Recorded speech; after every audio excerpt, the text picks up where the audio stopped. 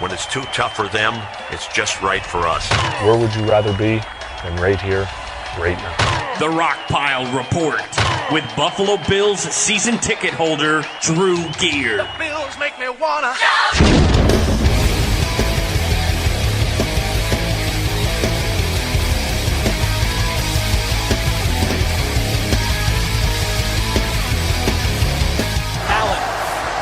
Dancing out of the pocket, chased by Quinn, nowhere to go. Allen goes back the other way, picks up a block. Allen now fires towards the end zone, and it is incomplete. Charles Clay was open, and they just missed connecting for an incredible, improbable touchdown. Welcome, everybody, to another edition of the Rockpile Report podcast. I am your host, Bill's season ticket holder, Drew Gear. My right is my producer, Chris Kruger, and that was Andrew Catalan from CBS Sports. Play the game right there, Chuck Clay. Chuck Clay, catch the goddamn ball. Man, that was brutal. Folks, it was abnormally warm. I mean, I'd like to think playing the Miami Dolphins had something to do with it, but it was abnormally warm here in the city of Buffalo yesterday. So much so that Chris and I got to do our Periscope videos during the game, both, halftime adjustments and post-game outside, which was odd. Yeah, well, you needed to yell, so why not yell into earth and not outside, confine it to your house? Into the ether, scare the hell out of my neighbors. We don't speak English, so. Oh, folks, it's funny. We had a really interesting... So Chris Ubers to my house for all of the games. Chris, why don't you tell me... Well, I took a Lyft, first of all, because 25% off, so I took a Lyft. And the dude that picked me up he was wearing a Bills jersey, obviously like a gentleman, because he's going to go watch the game too, obviously.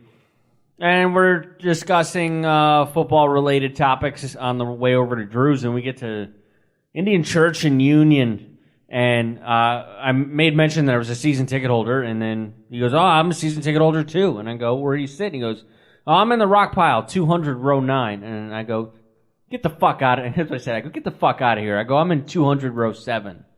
And so we get to talking, and he's like, "You sit with Drew?" "Yeah, you're taking me to his house now." For the listeners, how old was this gentleman? He had a full head of gray hair, so it's got to be at least 55 and older. Okay. It would be my guess. But then he knew you said the word yesterday. So, well, not yesterday. I mean, you did say yesterday, just in the confines of your own home. But at the stadium, he heard that, and he said, "Well, he goes like, Drew knows what he's talking about, but oftentimes he's misunderstood." Folks, there's an old man and his son who I talk to on a regular basis. He describes me to other people as misunderstood. My wife got a kick out of that. Her reaction to that was priceless. Chris, me, misunderstood. No, you are a tool. Oh, I as evidenced by our Twitter feed right now. If you go, apparently out there, nobody's ever seen somebody eat a green pepper like an apple. But I am getting roasted right now on social media for this. Yeah, isn't that weird to just walk around with a green pepper, just eating it like an apple? No, but you also show up with a bag of baby carrots from time to time. So? Another reason you should not be trusted. And then just a couple minutes ago, you're putting taco sauce on chicken wings. Listen, I am a visionary, okay? I am a visionary and I am an explorer in the realm of condiments. All right? I have seen you put ketchup and mustard and taco sauce all at once on a salt and vinegar chip. I've seen it with my own two eyes. You're a lunatic and you should not be trusted. Chris, in the words of one of our fellow Rockpile season ticket holders, I'm just misunderstood. All right? With that, we launch into this week's Bills News Update.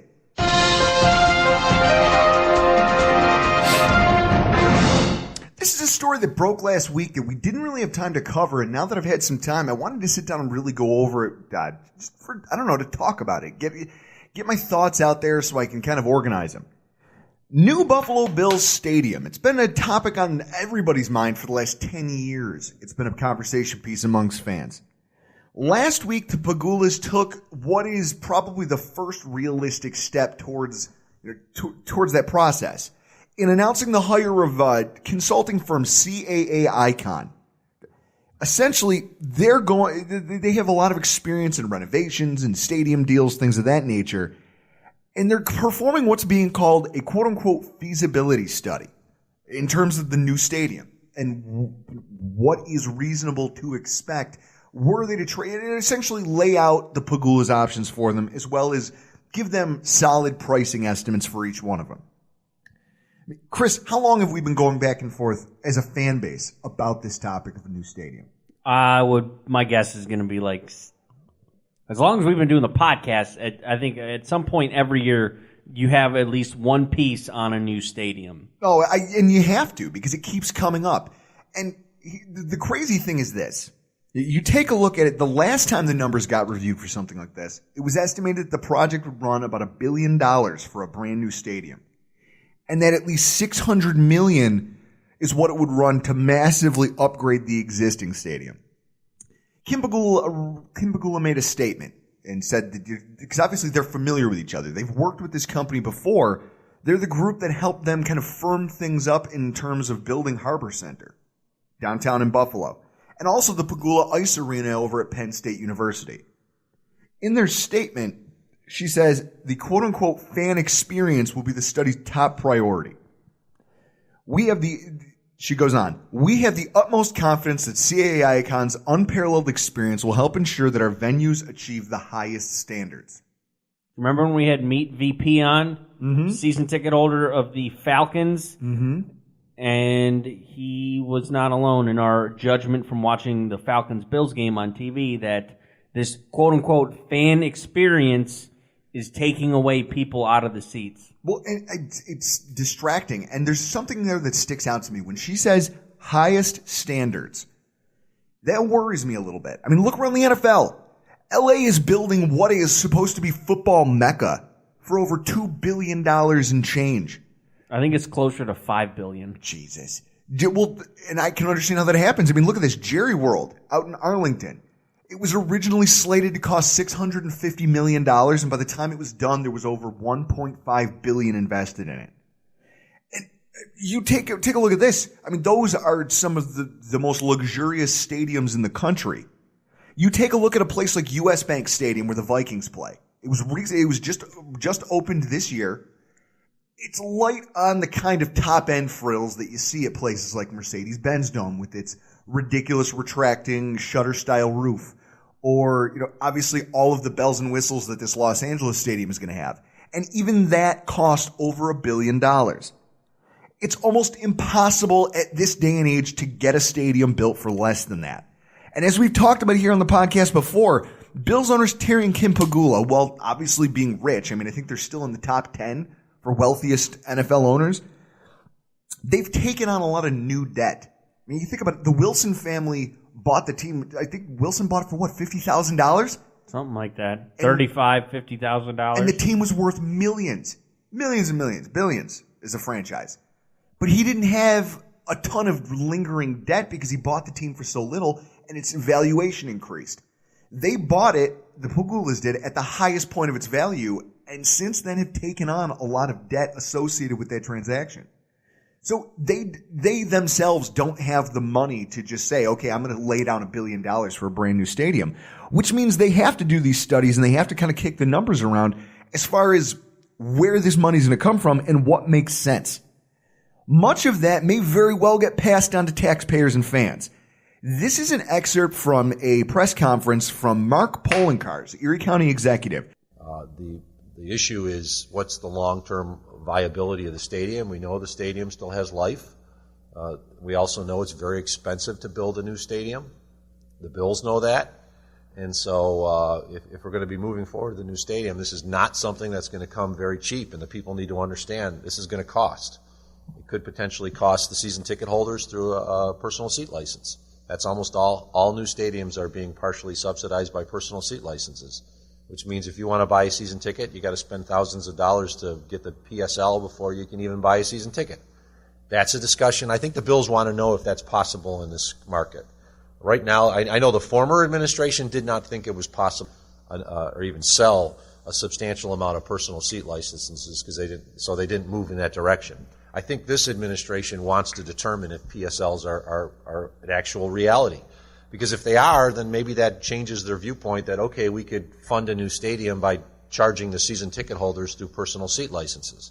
If they come back and they say, no, we can't do PSLs in this market, then they'll say, maybe it doesn't make sense to build a new stadium, we'll just stay where we are. Mark Pollencars from WBEN. So when you're listening to this, there's a lot to that, and a lot of it may seem like stuff you've heard before. PSLs, we all know what they are. We're very familiar with them at this day and age.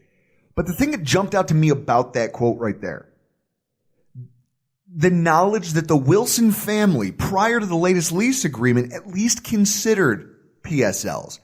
And the research showed them that it wouldn't work here given the local economy. I took a look back at the different census results and numbers over the course of the last decade and some change. This is essentially at the time when that was going on. You take a look at from 2007 to 2011, the median household income here in Buffalo was $31,668 a year. We're on the low end if you're talking about household income across the country. I blame that number on North Collins. And then when you take a look at what we're currently doing, from 2012 to 2016, the last time I can find accurate numbers, that number's only increased to $32,883 a year. And there is still a 31% poverty rate in the city of Buffalo. Now, Erie County as a whole, different areas may have different income levels and but if you're talking about the city of Buffalo, I mean, we talk a lot about how we're making a rebound as a city, but as of today, it doesn't look like a whole lot's changed since the last time a group had to take a look at the economics of where the majority of their fan base hail from, and of course the season ticket holders and the people who are buying seats at the stadium on a regular basis, where the majority of them come from. Really not a whole, I mean, if you adjust for inflation, really not a whole lot has changed. So Chris, with that in mind, I guess you got to try to figure out if tickets are going to go up and you're going to have to pay for PSLs, ticket prices themselves are going to increase with a new stadium. That's point blank and period. That's something we're all going to have to understand.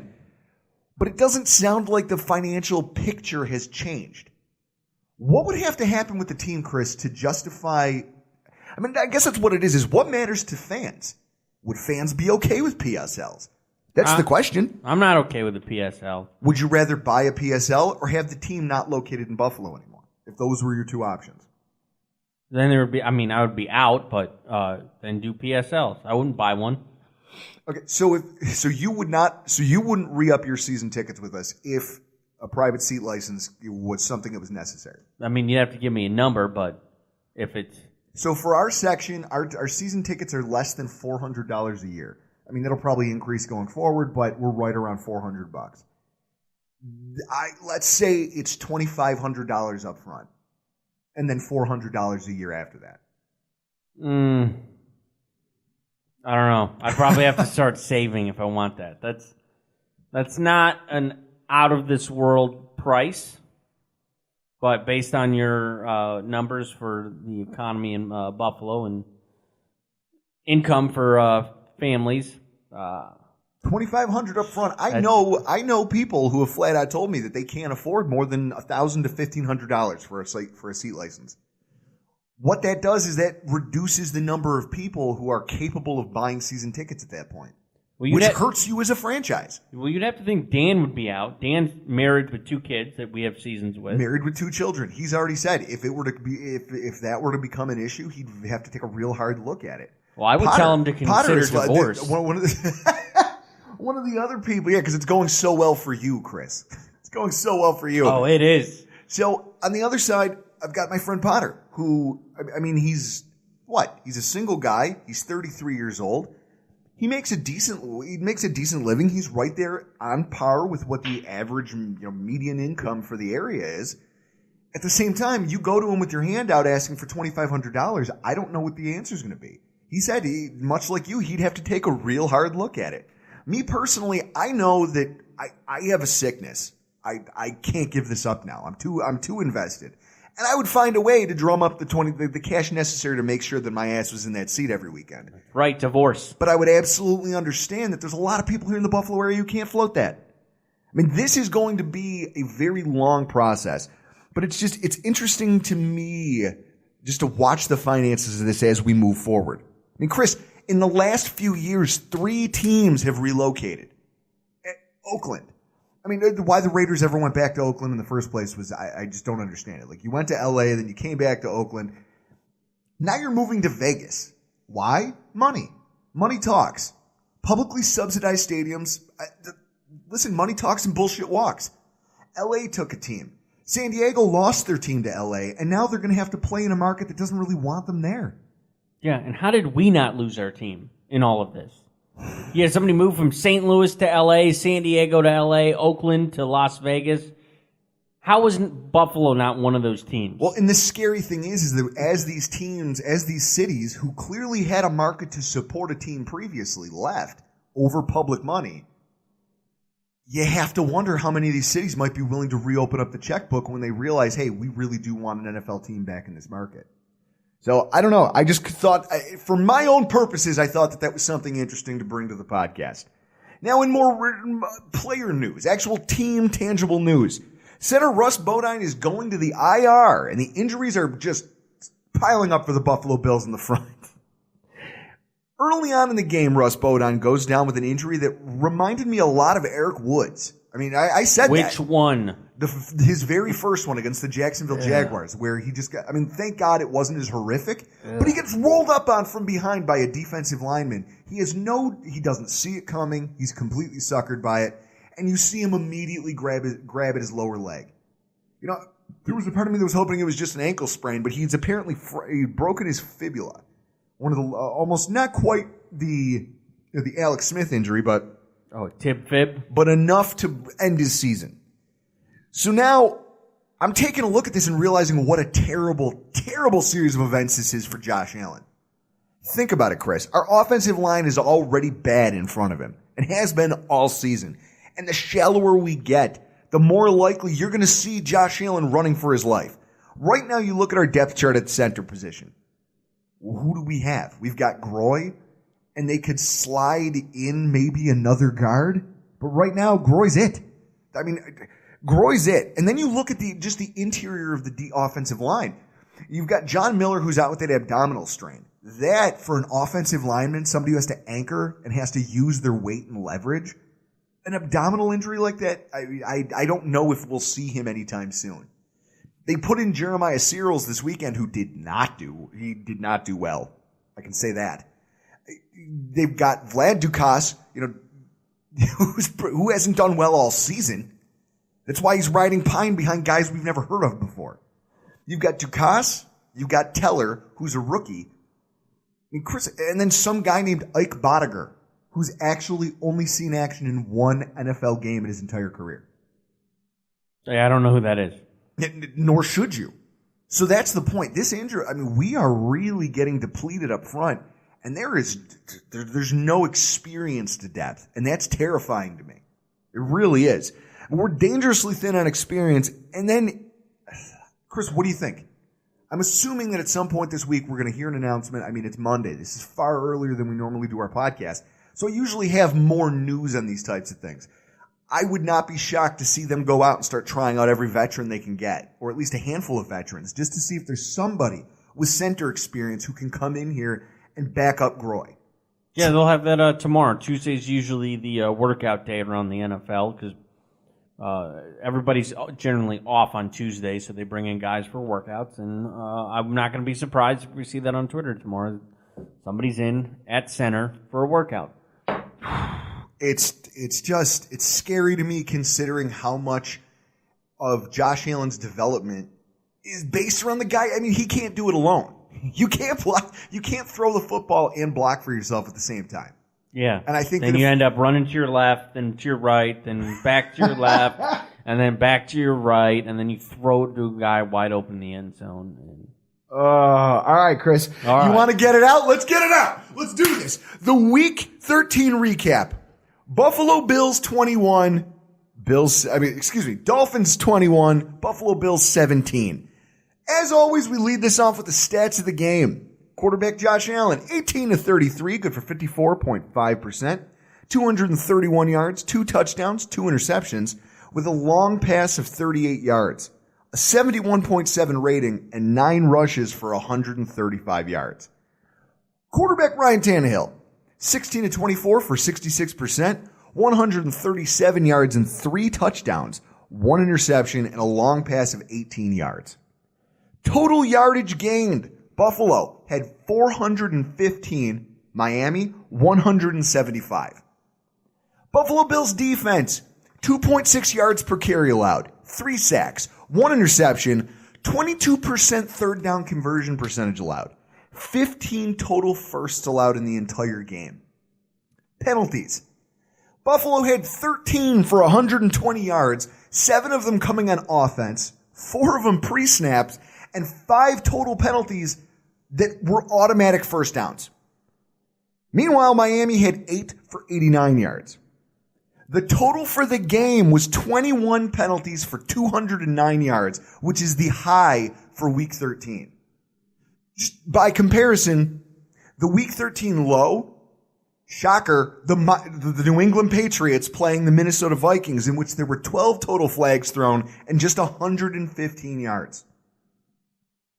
Chris, are you surprised by that? Well, I mean, Ed Hockley Jr. can't call 2 games. And the combined cap figures of our highest paid players. Kelvin Benjamin, $8.459 million. LaShawn McCoy, $8.95 million. Charles Clay, $9 million for a total of $26,409,000. Their combined stat line, 15 rushes, 9 targets, 7 catches, 93 combined yards, no touchdowns, 1 first down, 3 first downs, 1 lazy-ass route that resulted in an interception, and 1 dropped game-winning touchdown pass. $26.4 million, Chris. I don't even know where to start with this one. I mean, since we're on the topic, let's talk about the offense, Chris. First of all, offensive line and skill players, I don't know how, I mean, we were in this game till the very end, and it was despite some of the highest paid players on this team. That's incredible to me. Yeah. Zay Jones played really well. Josh Allen, obviously, if you're not sold on Josh Allen after that game, then fuck you. I mean, you take a look at it. First of all, let's start up front where most problems do start. The Bills' offensive line. They did this team no favors. Jeremiah Searles, as we just got done talking about, in for the injured John Miller. He gave up 6 quarterback hurries as a guard and 1 quarterback hit. So that's immediate pressure coming from the A-gap directly in a quarterback's face. That's good. That's wonderful. Thanks, Jeremiah. Fuck. Calm down. And then you get Deion Dawkins. Deion Dawkins was a little bit better, but he gave up a quarterback hurry and a sack on the second to last drive when we were trying to get down there and try to get down there and score. You can't have your left tackle giving up plays like that. And your last 3 possessions when everything's on the line? And then Groy. Groy was pretty serviceable after the injury to Bodine, but he was pushed into the backfield constantly, which is part of the reason you saw Josh Allen leaving the pocket, kind of roaming around, or sometimes just taking off running altogether, because he would, again, A-gap pressure directly in the face of a young quarterback. What do you think he's going to do, Chris? He's not going to stand there. He's going to run like a friggin' gazelle. Before his injury, he was what, 21 sacks, I think we said last week? He had 21 sacks before his injury. He was getting pummeled. And so what that tends to do is that when you have immediate pressure right in a quarterback's face as a young kid, yes, there are going to be times when he can stand in the pocket and deliver a ball. But there's going to be a lot more times where he just says, fuck this, I'm out. He just takes off. Thank God for us that he's the athlete that he is, but that's still not how you want to run your offense. And then the skill position players. Chris, as I just outlined, you are paying almost $25 million for no production. None. I mean, Charles Clay had 1 catch the entire game for 9 yards. And then when he had a chance to earn that $9 million paycheck, he drops the ball. It's incredible to me how poorly to know that the guys who when you write that kind of a check for a player, Chris, you expect a certain level of return on your investment. Right now, the Buffalo Bills might be getting the NFL's worst return on investment on the offensive side of the ball. We have the NFL.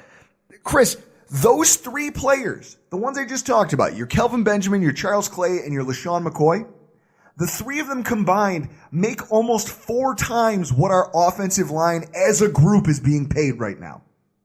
If I'm Jared Pagula, Tuesday, tomorrow, when the players get paid, I would have a Brinks truck bring him whatever his game check is in all nickels. That'd be millions of nickels. Buffalo would be sold out of nickels. Every bank. M&T, Northwestern, KeyBank. Where are the nickels? Oh, Charles Clay has all of them. Charles Clay has all of them. I'm sorry. Folks, I mean, this is it's disappointing and it sucks because we're trying to watch a young guy improve over here. And one of the things that doesn't help is when you've got all these bloated contracts and guys who just aren't earning their keep. Nothing infuriates me more than players who are getting those paychecks being paid like they're supposed to be leaders and elite players on this team. You've got a tight end who's making top 10 tight end money and he can't make a catch. That I think Nick O'Leary with no gloves on could have made that catch. Baby hands O'Leary could have caught that ball in his sleep. And yet you, a top 10 tight end as far as salary goes, can't make a play when you're counted on. I mean, I'm sorry. It goes back to what I said a couple of weeks ago with that analogy.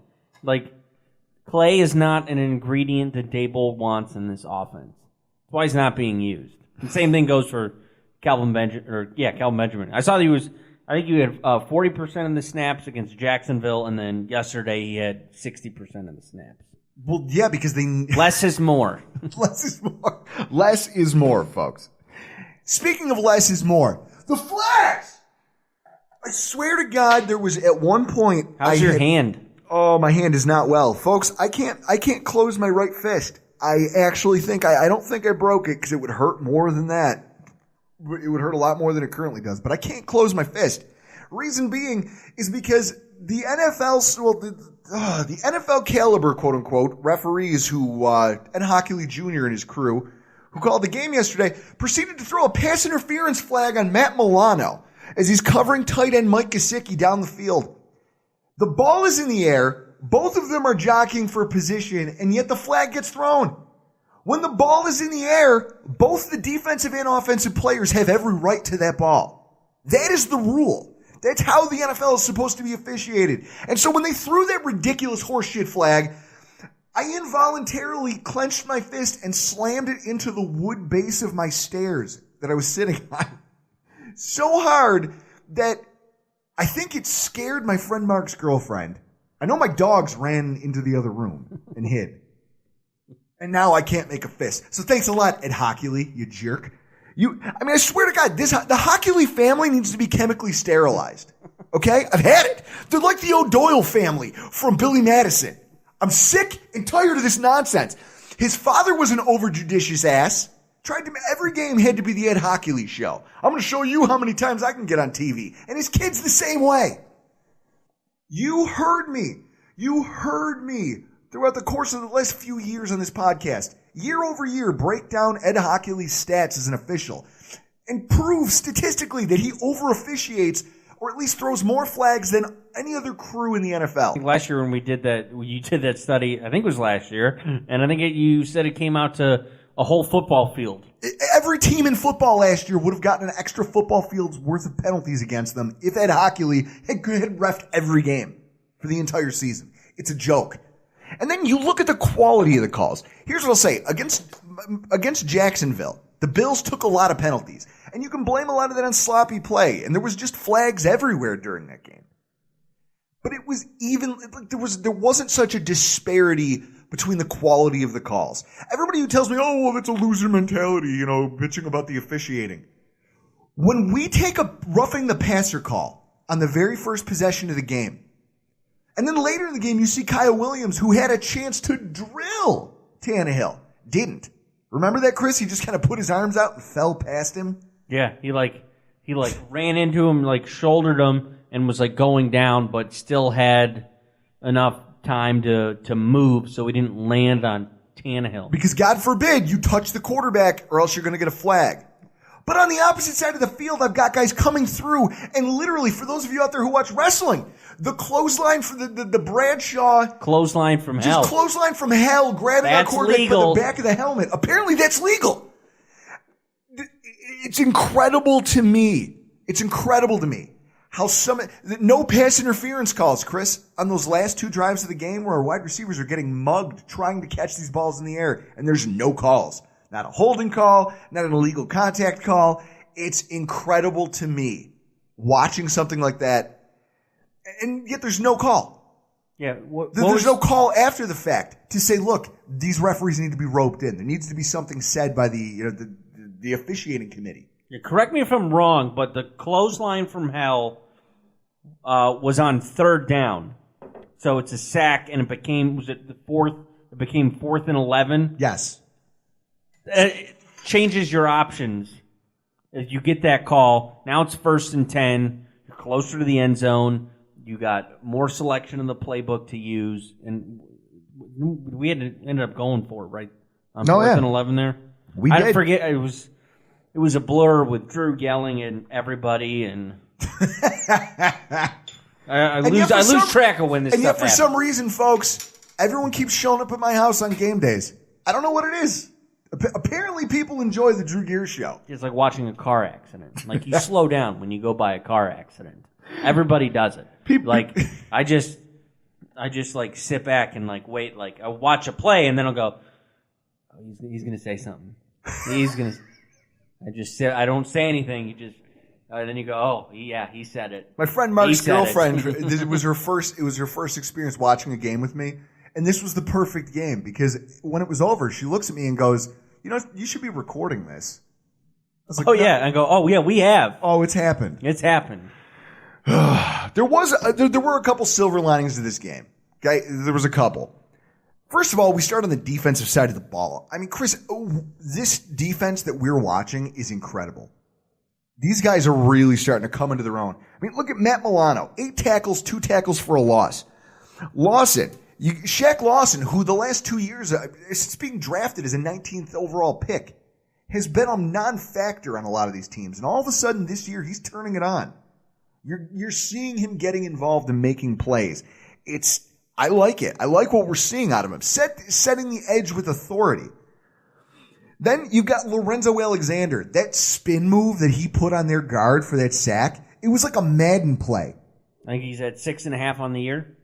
No, Lorenzo is having an all-star season here, and he looks more like he's looking like a guy who's still in his prime.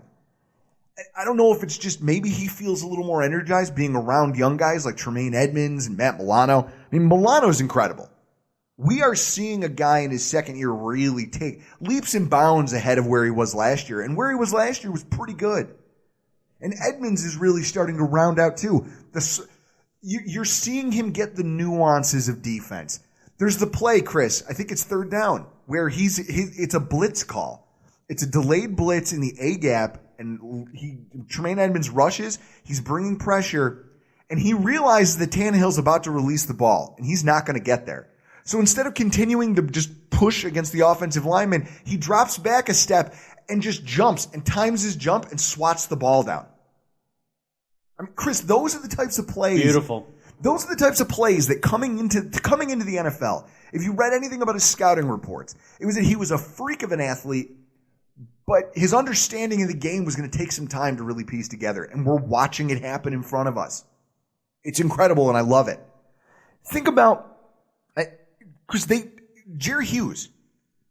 Jerry Hughes was double-teamed 6 times in this game in passing situations, and while he couldn't get home, he still drew that attention and allowed the other guys like Lawson and Murphy to step up and make plays. Yeah, Murphy almost had a safety. It's incredible how well this defense, just as a whole, the secondary is still being the secondary.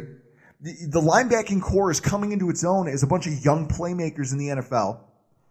Lorenzo Alexander's anchoring the whole thing with his run-stopping ability and the fact that he still has some chops as a pass rusher. I almost feel like he's more comfortable in the defense this year from where he was last season. He had to learn how to get back into the 4-3, and he was kind of a liability in coverage. But when he made that switch and finally started to understand it this year, he's right back to being a premier part of this defense. But Jerry Hughes leading the team in sacks, probably one of the most effective players on the field most days, drawing double teams, taking away, and he's doing that with authority. Not only that, but he's also willing to take on the entire referee crew after the game when one of them reportedly called him a bitch when he carped about the way they officiated themselves today.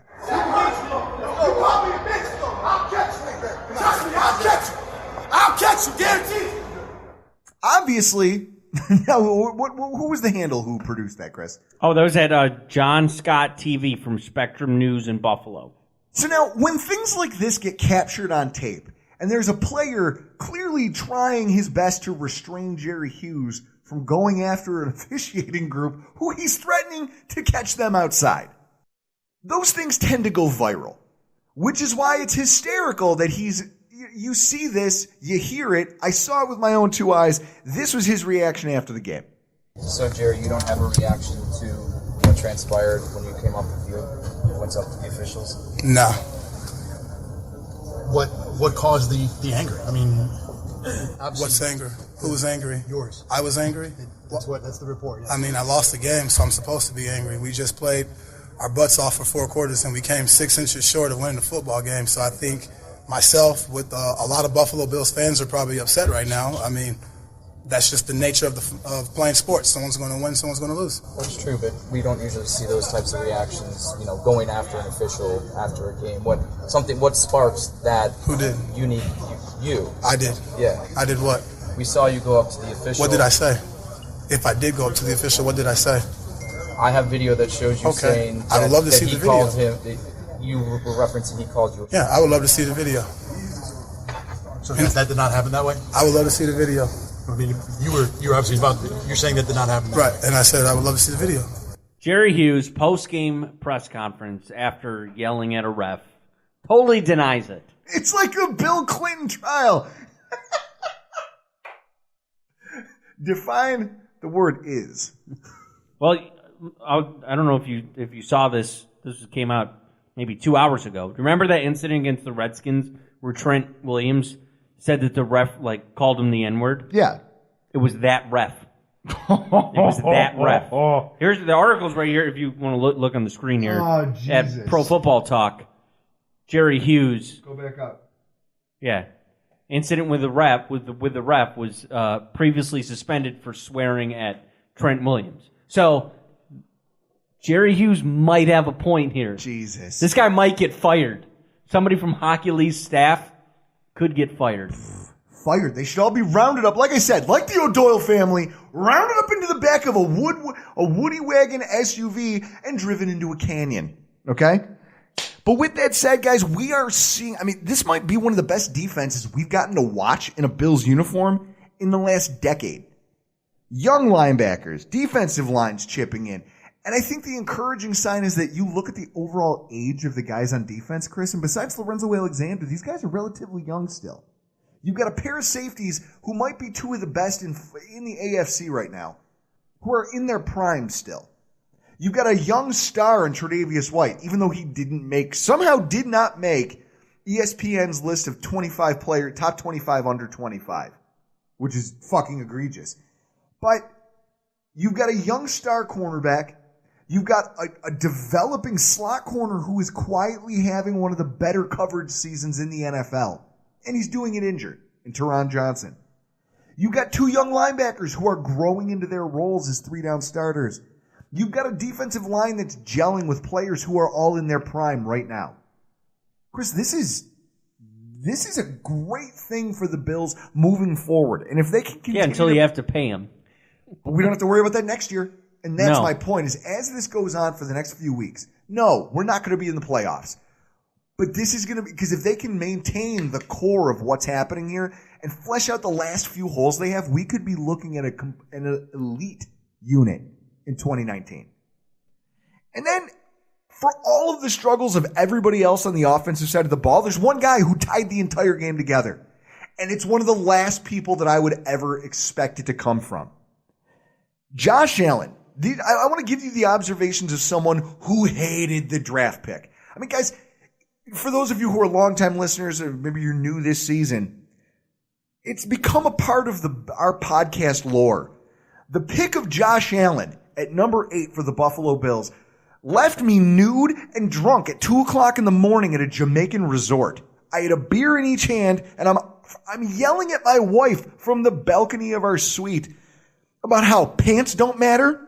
Whatever Jamaica's policy on indecent exposure, that doesn't matter. I don't give a damn about that. Literally nothing in life mattered anymore because Josh Allen was the Buffalo Bills quarterback. I think one of the, because I follow hockey way more than I follow football. Like when we drafted Sam Reinhart, I did not think he would be the guy to be in front of the net on power plays for tip-ins and working around the net. I did not see that coming for Reinhart. With Josh Allen, I did not see him running the goddamn football so well be a part of his arsenal. No. I was so focused on his cannon for an arm that he's one hell of an athlete for having that ability to run. That, as somebody who didn't like the pick, didn't like him here, I watched that game yesterday and I saw him through. I mean, I got a taste of it in the Jacksonville game. That was the first time I had truly positive things to say about him. I watched yesterday's game. I keep saying Sunday. It actually was yesterday. It's awesome. Through just a different lens. Because I watched this kid who I've watched bumble his way through so many games previously grow up. Just become, like, you're seeing the flashes of it, Chris. The big play ability. 15 yards per carry on 9 attempts. He was second in the NFL for rushing, ahead of Todd Gurley, ahead of Saquon Barkley, ahead of Christian McCaffrey. And when you look at his yards per attempt through the air, he finished above Ben Roethlisberger, Jared Goff, and Matt Ryan. He has the ability to make. Then you look at the plays that didn't get made, the ones that aren't his fault. The Clay drop. That's a play that I think if you had told me that we were coming in with 2 undrafted free agent tight ends for this Buffalo Bills team, I'd say, okay, I can see how one of them might drop a game-winning pass where your quarterback is literally just playing playground football, just running around. Get the hell away from me. Fuck you, don't touch me. Running around, keeping his eyes downfield, waiting for somebody to make a play. And he trusts a guy who's top 10 in money for his position, and he can't come through for him. But again, the play was there to be made. He's facilitating the play. And that's all you can ask of him, right? Yeah. There's 2 parts to that. You have the throw and the ability to make the catch. Josh Allen had to run all over the goddamn field to get away from linemen chasing him, and by that time, out of breath, and hurled his best ball towards the end, and nobody was even around. Obscure stat of his entire performance, when you factor in his rushing and then his scrambling around, trying to just buy time, he actually covered 812 yards of field. Just ran for 812 total yards over the course of the game, just around.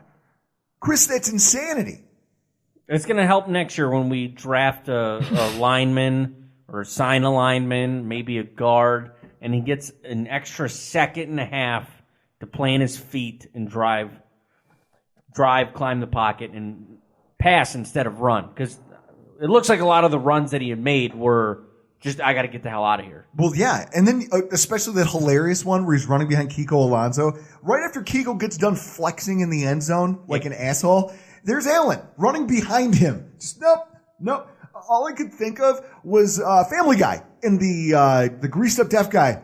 You're never gonna catch me. Better luck next year. He's just Kiko can't even locate him, much less tackle him because he's a bum. Yeah, Kiko's still chasing him right now. Right now, he's still chasing him. Now, that's not to say we didn't see some flaws. His decision making, he still looks like a rookie in that aspect.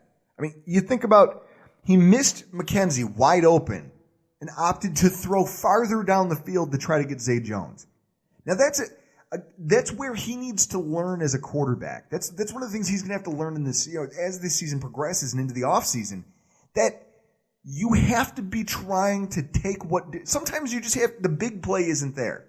So you got to take what they're willing to give you on defense. And if that's a 7 or 8 yard pass to an Isaiah McKenzie who's wide open versus a 15-yard pass that you think you can make to a covered Zay Jones, you got to learn how to take what's open and available. And maybe that's a vision issue. Maybe you just didn't see him. That's something he's going to have to work on.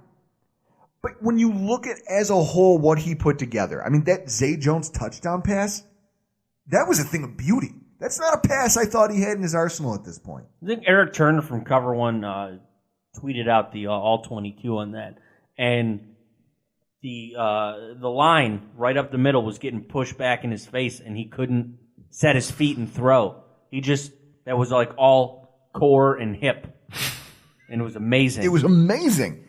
And then he had one interception. Okay, he threw 2, but one of them, I'll say one pick that mattered. That's a badly thrown ball and also a terrible decision. I mean, first of all, we all know Kelvin Benjamin's a lazy route runner. After the game, McDermott flat out said, we got to trim some of the fat off that route on the interception.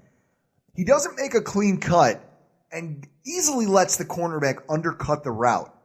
So, Josh Allen, you need to see that. You need to see the cornerback jump the route and not throw that ball. But I think he wanted to make the play, and so he let it rip. And it gets picked off by Minka Fitzpatrick, who is a jack of all trades and a very talented player for that defense. It's just, I think I'm more depressed with Kelvin's lack of effort in these games.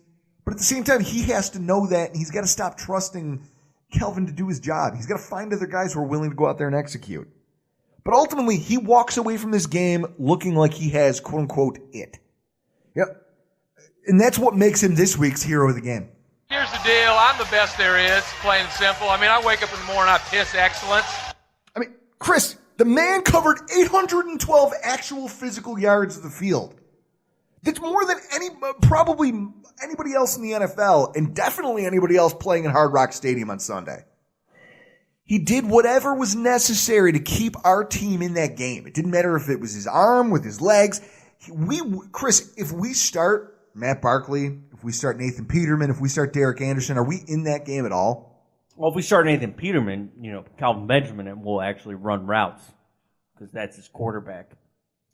I mean, ultimately, the thing that I think really stood out to me, Chris, when you really get down to brass tacks, this is a game that we just got done grilling the officials for. Just talking about how they marred the entire game, right?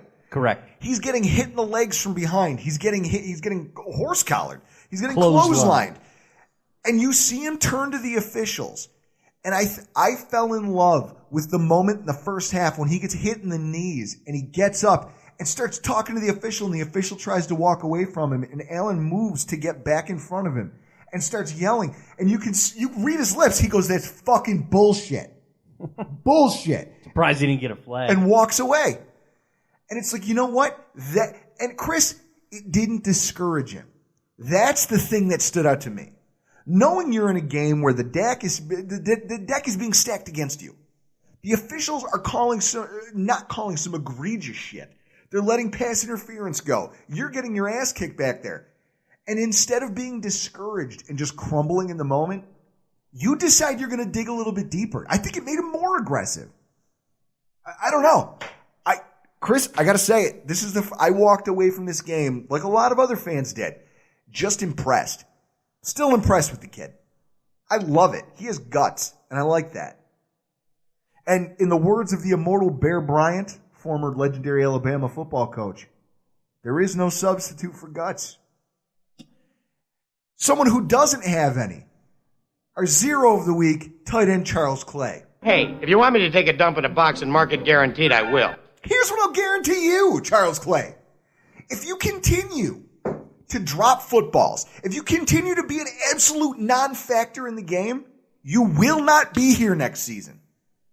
Chris, we can save $10.5 million $10.9 million in cap room if we were to, Kelvin Benjamin's not going to be back next season. We all know that. It's one of the worst kept secrets on the team.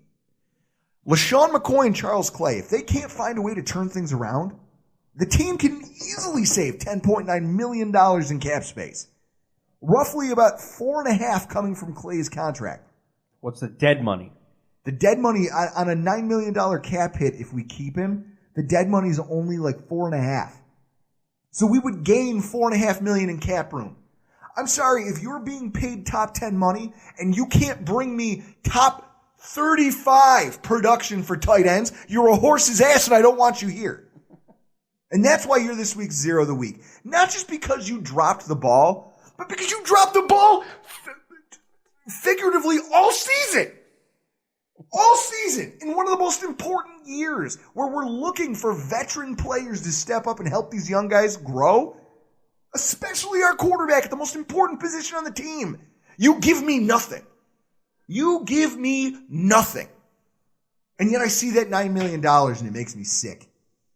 Dump in a box. No, we'll just put Charles Clay in a box. They're the same thing. But with that, as we do after every loss, folks, we try to remind Bills fans out there, there are people who have it worse. You are one pathetic loser. Off the top, we're going to keep it local here. Mike Shope from WGR 550. Wow. The public backlash. I mean, folks, I stopped listening to WGR probably about 2 months ago. I just stopped. I listen a little bit on Saturday mornings when I'm driving around. If I'm obviously...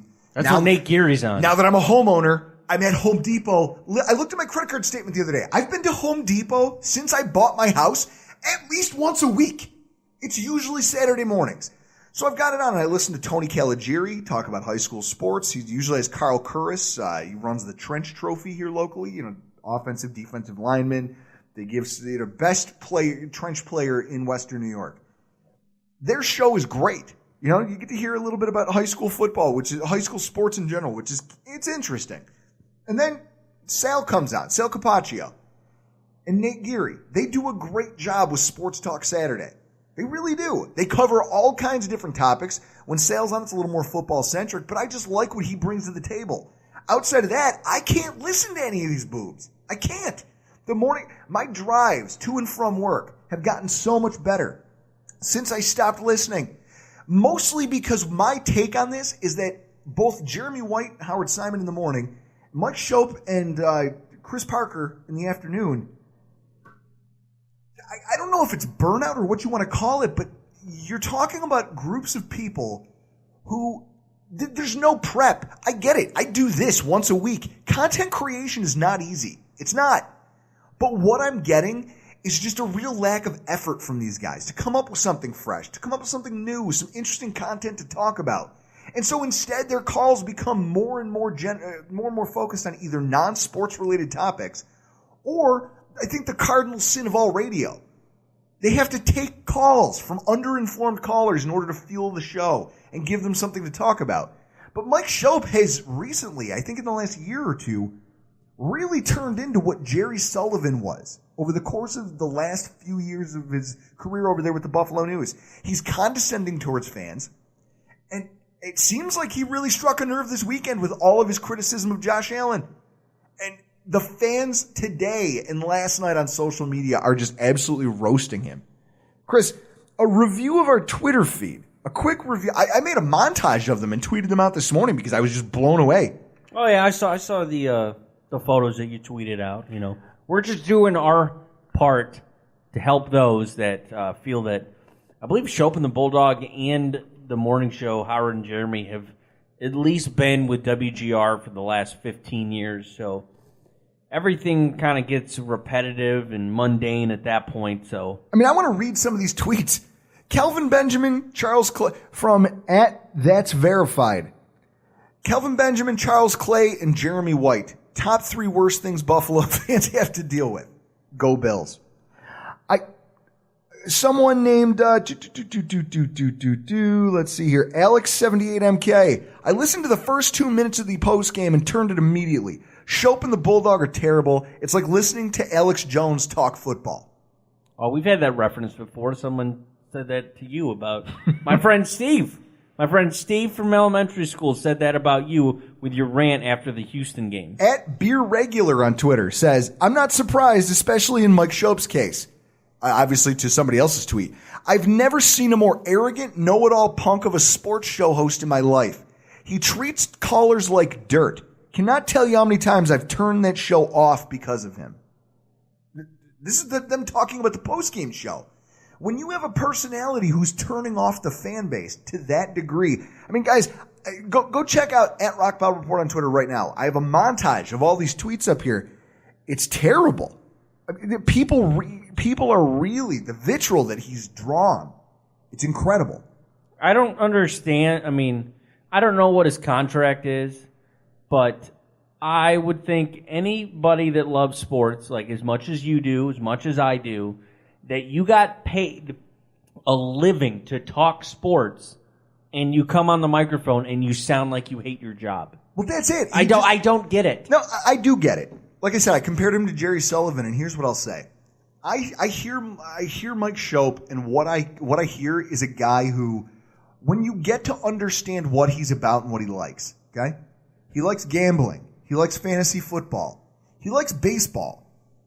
None of these things are really relevant in Buffalo right now, so he has nothing to talk about. And it's been this way for a while. Much like Jerry Sullivan, who would self-proclaim, he thought basketball was the greatest sport on earth. We don't have a basketball team, Jerry. You have to cover the Bills because that's the biggest game in town and that's what you're here for.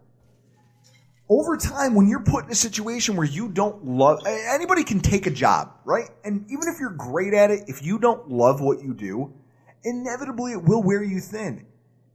Look at Jerry Sullivan, Chris. I used to get on this podcast and rant about him and talk about what a burnout he was and how he was turning off the fan base. 2 years later, he gets fired, released from his contract by the paper because they cite he's bad for the brand and that he had turned off the fan base. Well, Shope is tap dancing all over the line of that. And I think he's another guy that a lot like Jerry Sullivan needs to, obviously you have to have some talent.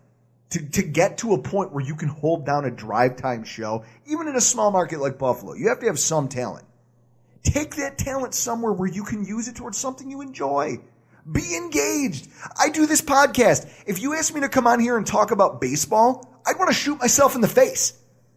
That's it. Oh my God. Shope could go to Cleveland. I'm sure they could use him. If I had to do a year's worth of podcasts, Chris, with you about baseball, I would go home and brush my teeth with buckshot. Okay? All right, let's do it this summer.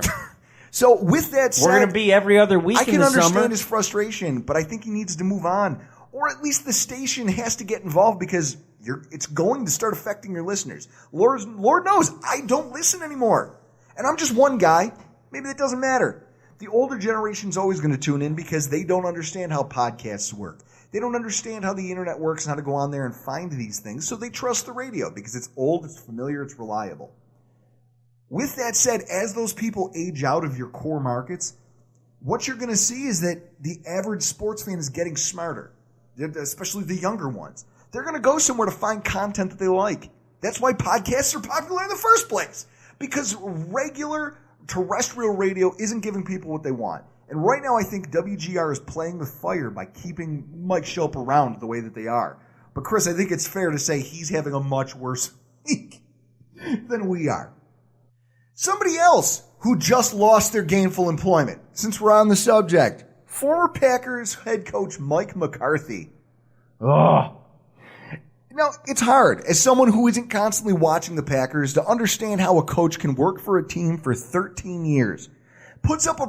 He has a career coaching record of 125, 77, and 2. He's got a Super Bowl ring. He has 9 winning seasons with the Packers, and 8 of those, he had at least 10 wins. 6 division titles, and he gets shown the door after 2 down seasons.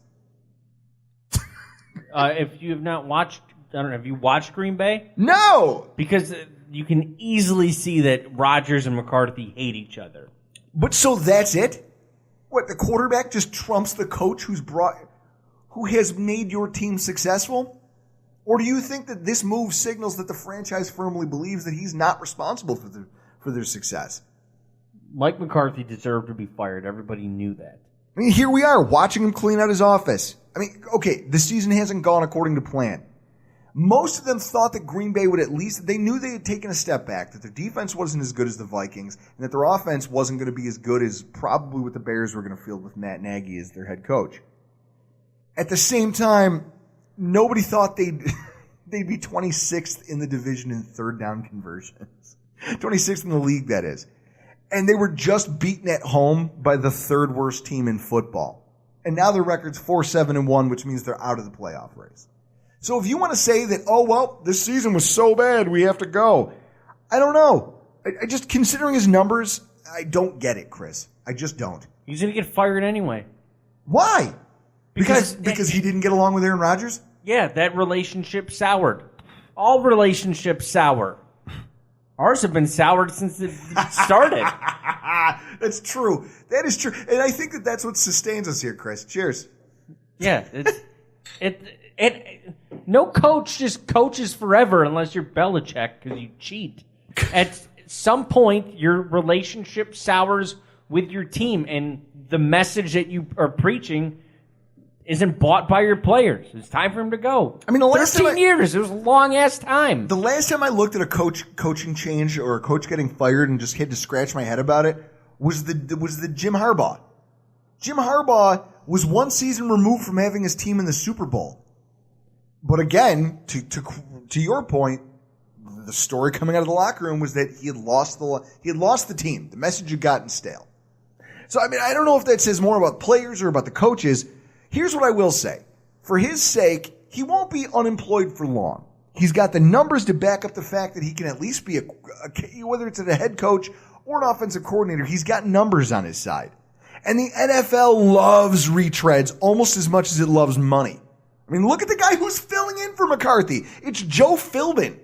Joe Philbin, the last time he was a head coach for the Miami Dolphins, he never had a winning season. Never finished with a winning record. But he's still here somehow working in football.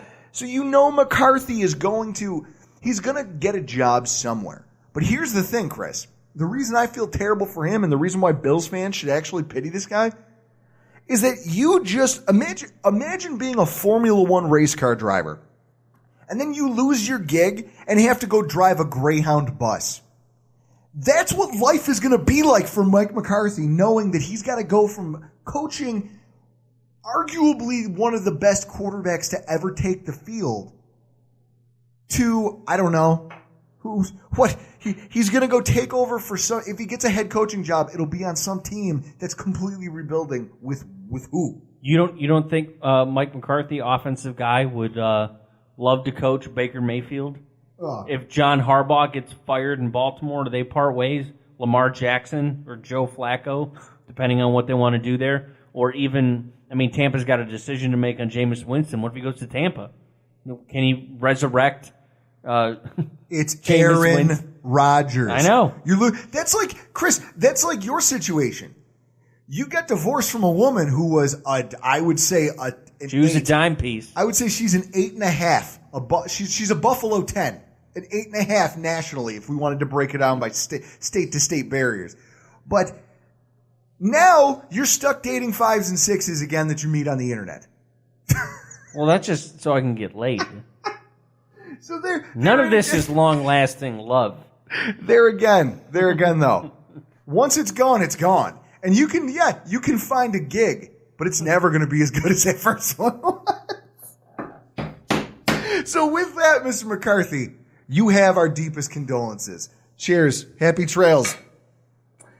And so with that, folks, we close the show out with our Week 14 preview and discussion. Buffalo Bills versus the New York Jets. Time, 1 p.m. Eastern Standard. The weather, 29 degrees, possible light snow. It's going to be cold. Okay? So dress appropriately if you're going to be out there like we are, tailgating before the sun comes up. Place, New Era Field, Orchard Park, New York. And the line, Buffalo -3. I think, Chris, is this the first time we've been favored in a game all season? I'm pretty sure it is. Oh, my God. What are you going to be watching for? When it comes to Sunday, I mean, we previewed the Jets with in a podcast a few weeks ago with Joe Blewett from Turn on the Jets film room. Jinx. Nah, that's stupid. What, Turn on the Jets film room or Jinx? The whole game of Jinx is stupid.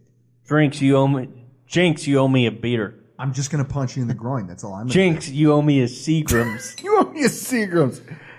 There's different storylines, though, that have developed between now and then. I mean, the last time we talked to Joe Blewett about the Jets, we previewed what their offense was going to look like, and ultimately it didn't matter because Josh McCown and that entire group came out and puked all over themselves. So we didn't get to see any of it. So I'm going to go back and re-listen to that discussion before about what their offense could be with Sam Darnold before this game. And I guess that's where I start. I start with Sam Darnold against the Buffalo Bills defense, specifically against our secondary. I mean, when you look at it, Sam Darnold leads all rookie quarterbacks in interceptions. And his team is coming in on a 6-game losing streak where their offense has really struggled to move the ball.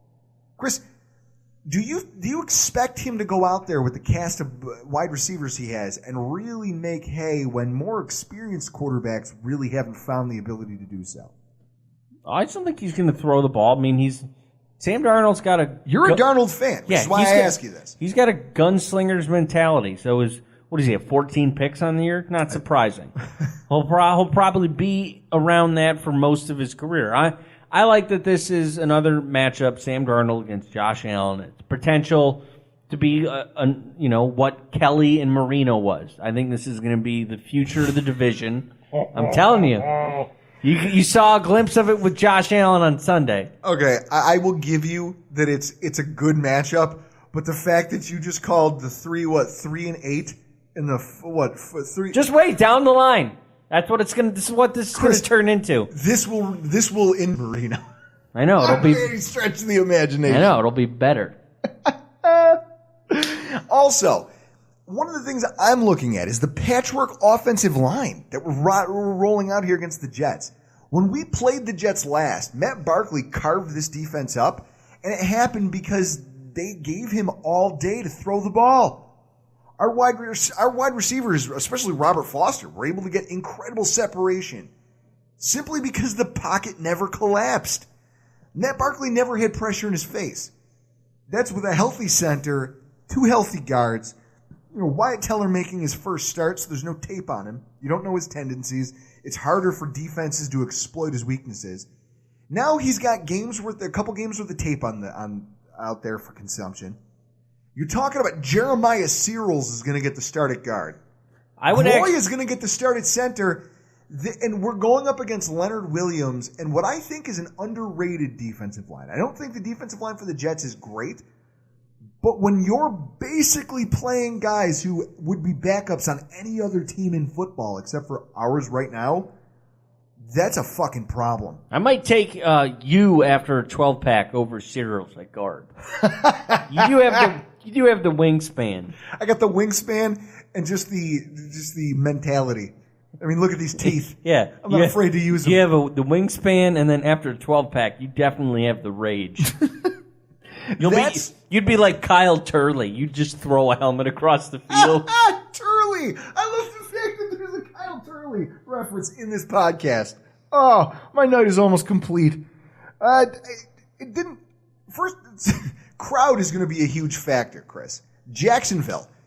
The crowd and the energy after that fight is what turned the tide in that game.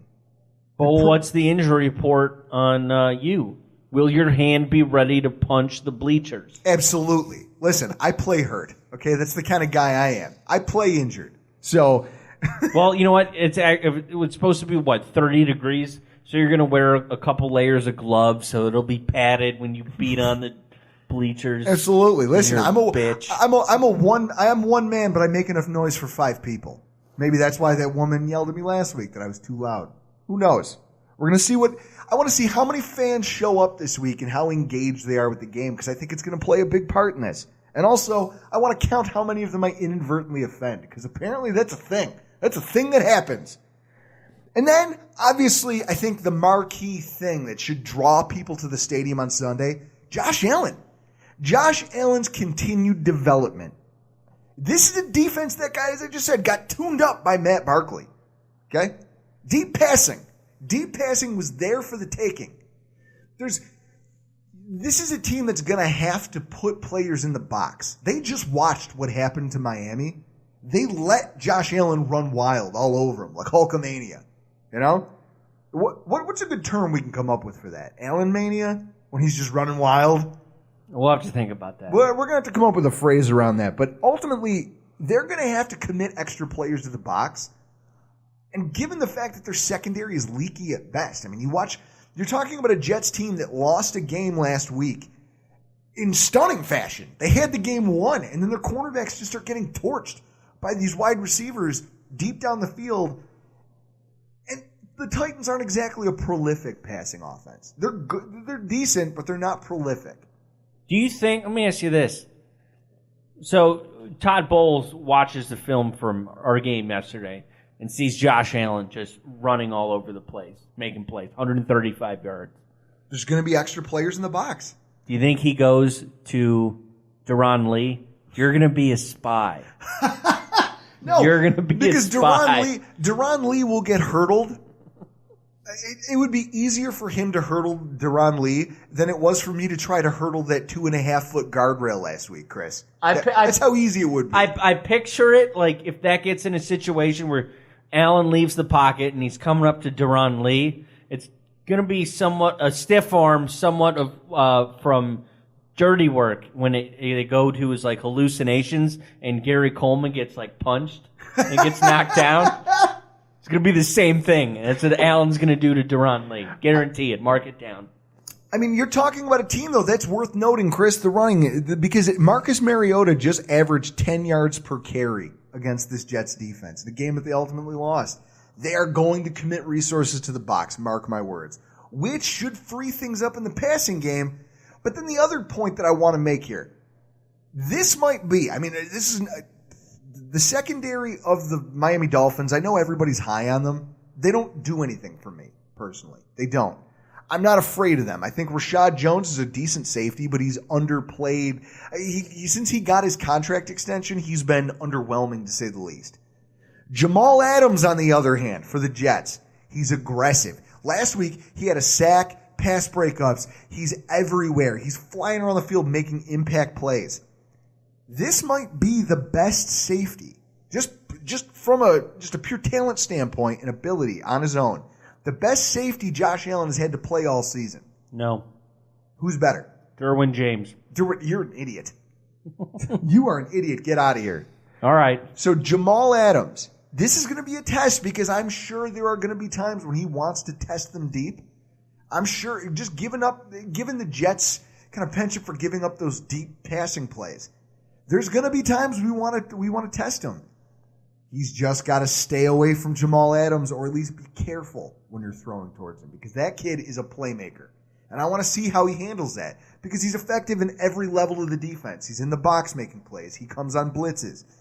It's going to be really interesting to see the chess match between Jamal Adams and Josh Allen and how that all plays out. Chris, your predictions. Oh, unfortunately, I think the Bills will win. 20-16. Chris, why do you hate the Bills winning football games so much? Because I want a higher draft pick. We're not making the playoffs. Play for draft position. I want the future of this team to be good, and you get good through the draft. You suck. We hit 7. Once we had 7 losses, you suck the rest of the way. Do you get know a top what 5 a loss? Pick. Do you know what going to a loss, attending a Bills loss? Do you know what that does to me? For days. For a week. It brings us closer as friends. I'm a miserable prick. Yeah. I hate everything. My coffee tastes like shit on Monday morning. I'm miserable. Yeah, but it's for the good of the team. It's for the good of the team. It's for the good of nobody. For the what good I of the want to team, see for is the future. development.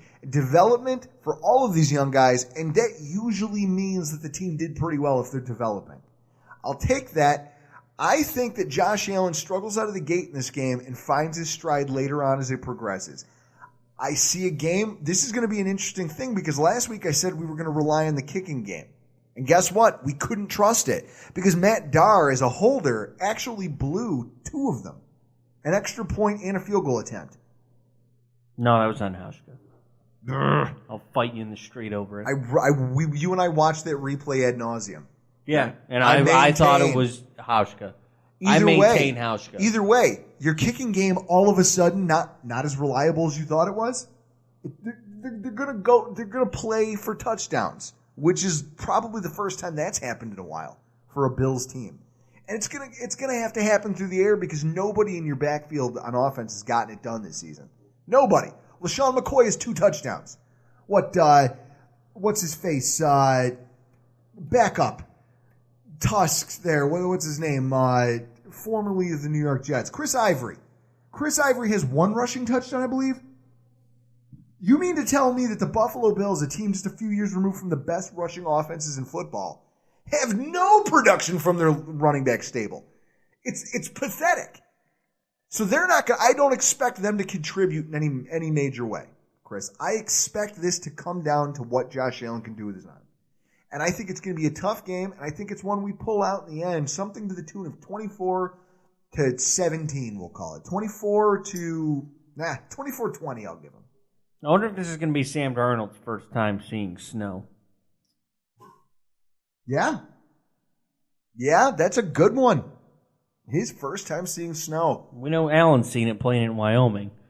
They don't snow that much in L.A., I've heard. Folks, it's going to be really interesting. Make sure you tune in on Saturday night as we go over keys to victory. We're going to talk about, we're going to break down the final injury report on Periscope. It's going to be a lot of fun. You got to get with us on game day. If you see us out in the parking lots, look for Charge Buffalo. There's going to be a link in the description. It's Del Reed, 26 shirts. It's his latest philanthropic venture where he's trying to help out the Buffalo City Mission. We bought their flag and it flies from our tent every week. If you see it in the parking lot over there, 5330 Big Tree Road, come say hi, grab a beer. It'll be fun. This week, we're going to be there before the sun comes up. Hopefully we see you there.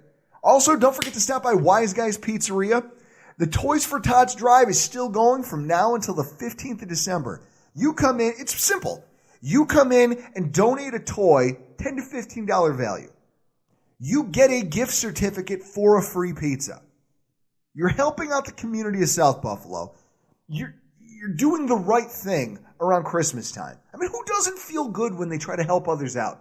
And at the same time, you're getting a free pizza. It doesn't get any simpler than that.